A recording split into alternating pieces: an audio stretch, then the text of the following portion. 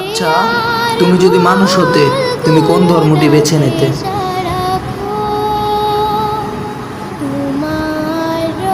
নূর বন্ধু হিসেবে আমি যদি মানুষ হতাম, আমি অন্তর দিয়ে সত্যর খোঁজ করতাম।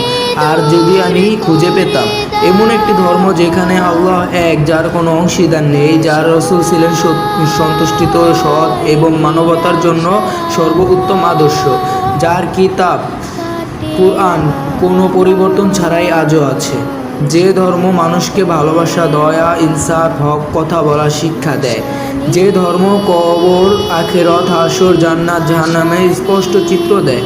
আর সেই ধর্ম যখন আমার হৃদয়কে বলে তোমার রব তোমাকে ভালোবাসে, তখন আমি নিশ্চয়ই কাঁদতাম। আর সেই সত্য ধর্ম ইসলামকে বেছে নিতাম, কারণ এটা শুধু একটা ধর্ম নয়, এটা এক আত্মার শান্তি, হৃদয়ের জবাব আর মৃত্যুর পর জীবনের প্রতিশ্রুতি। তুমি কি জানো বন্ধু, আল্লাহ কোরআনে বলে নিশ্চয় আল্লাহর নিকট গ্রহণযোগ্য একমাত্র ধর্ম ইসলাম।